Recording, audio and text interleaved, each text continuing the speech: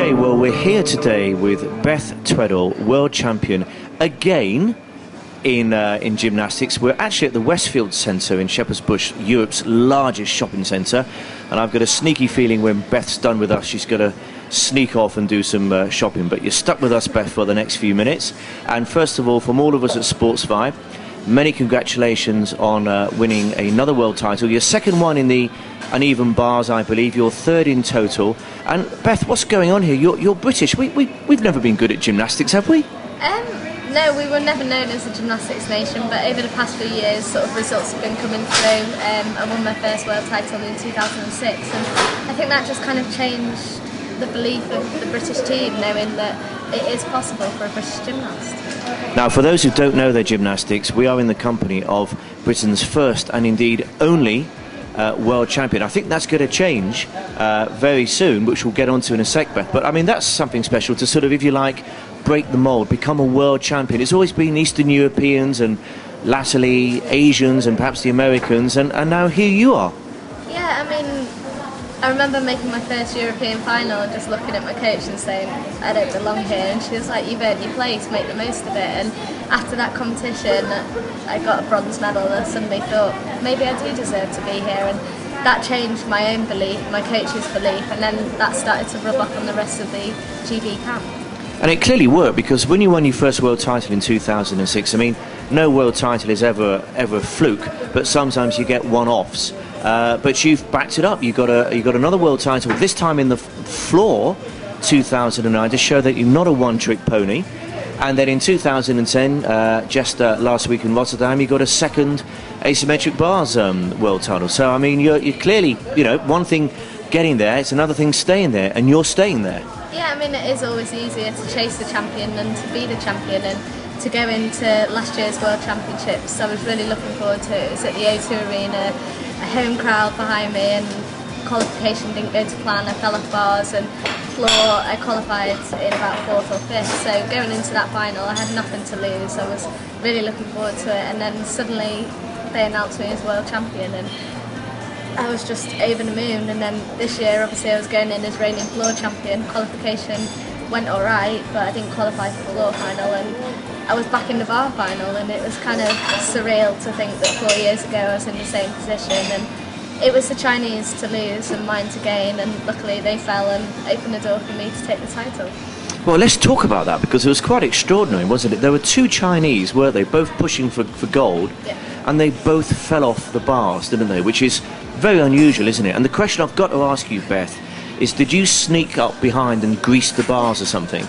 No, I mean, they went in knowing that it was their titles to have, and He Kexon, who went up first, is Olympic champion, she's world champion.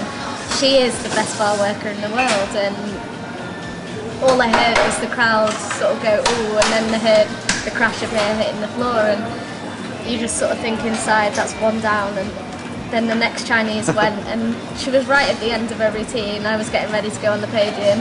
I turned around to pick my guards up, and I just heard a big crash as she hit the floor. And you obviously get a bit excited in myself, because I'm thinking I qualified in third, the title could be mine, but I've still got to go from A to B to sort of get that title. So my coach sort of brought me back down to earth and said, do what you do in the gym.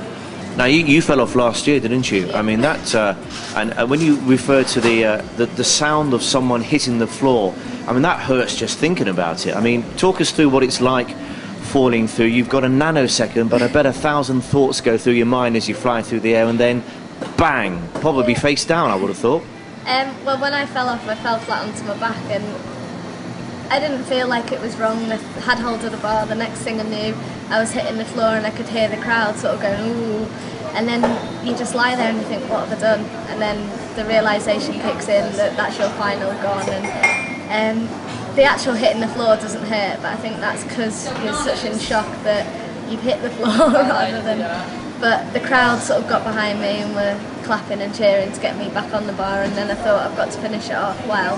So I got back up and finished it off. Now, of course, you finished 4th in Beijing, the 2008 Olympics, and 4th is a lot better than 10th or 15th, but I know 4th is also a bit of a shocker, isn't it? Because you think about what might have been. And you famously said after that, well, that's probably it now. I'll be way too old for 2012, and anyway, you know, I've done my bit.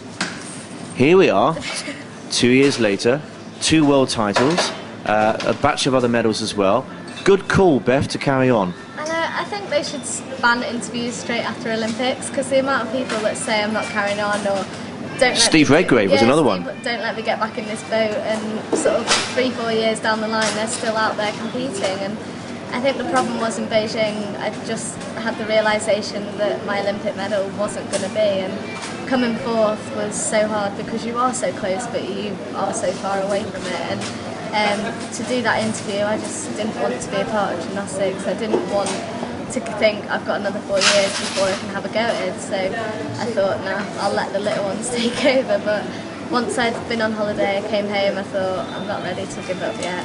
And then the results have just been keep going, and I'm enjoying it. Well, I mean, for goodness sake, Beth, fourth in the Olympics is not bad, and you've been making progress ever since. But as you've pointed out yourself, I mean, you're now the incredibly ancient age of 25. I noticed you brought your Zimmer frame in with you today, and you know, we're going to give you some Werther's Originals later to suck in your false teeth. I mean, it's ridiculous, isn't it? Is there another sport where 25 is seen to be ancient? Clearly you're not. You are world champion. It's a nonsense to suggest that you won't be young enough to win gold in 2012. Yeah, I think the thing with gymnastics, it was always known as kind of a young girls sport, 16-year-olds doing their thing, whereas over the past sort of 5-6 years more gymnasts have started to continue. Obviously myself, up until this year, I was the only gymnast on the female side to win a world title that wasn't in their teenage years. So it's just a case of I don't want to give up. I don't feel the need to give up, and I get on well with my coach, and she understands that I'm not that little girl. I can do a different training programme that will still result in good results. Now, 2012, now you've competed at the O2 Arena. I mean, that was pretty good, wasn't it, in front of a home crowd? Can you just imagine what it's going to be like? Home Olympics, world champion. Well, hopefully you'll probably be world champion in floor next year, because I know you like to pick and choose, don't you?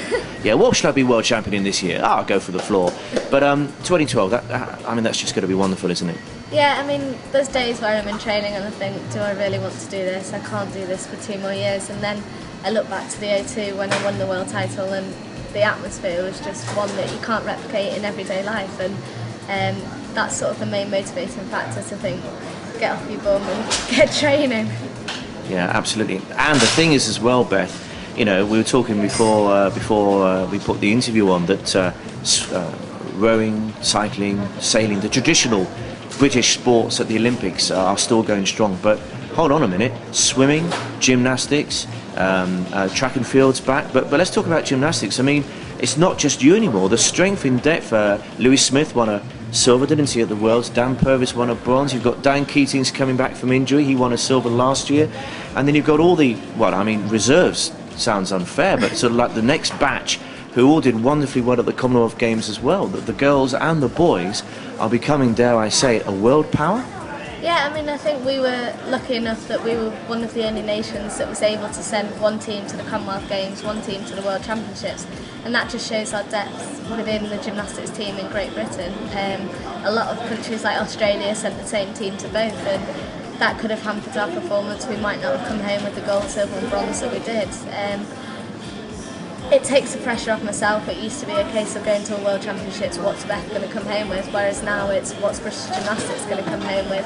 We walk into the training halls, people are watching our routines. It's not a case of us sat watching them. They want to know what we've got up our sleeve and whether we're a big threat to them, which we are. And I'm so pleased you've done so well at the Worlds, Beth, because it makes up for the fact that you're a Liverpool supporter, doesn't it? Yeah, I mean, we'll sort ourselves out. No worries.